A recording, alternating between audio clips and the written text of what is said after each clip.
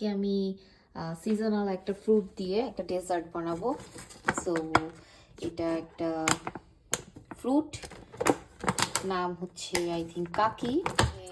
Just দরকার হচ্ছে cocoa powder, দিচ্ছি না বিকজ কেউ চাইলে হানি অ্যাড করতে পারে, বাট আমি জাস্ট কাকি স্কিন রিমুভ করে কেটে নিয়েছি ব্লেন্ডার জারে। আর এখন হচ্ছে আমি কোকো পাউডার দিব, আই থিঙ্ক 2 or 3 টিস্পুন দিলেই হবে। সো আমি জাস্ট এরকম অল্প একটু ওয়াটার নিয়ে নিয়েছি,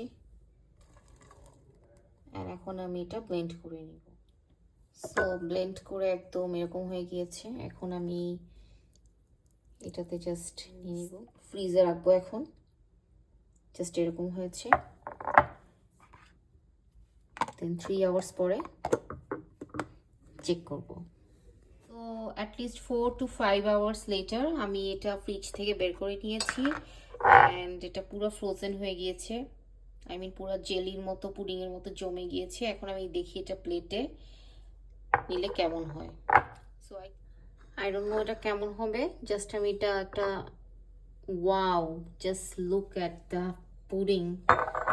আই মিন এত সুন্দর হবে আমি এটা চিন্তাও করি নেই। নাইস একটা ডেজার্ট হয়েছে, রাইট? কারণ আমিও আজকে ফার্স্ট টাইম এটা বানিয়েছি।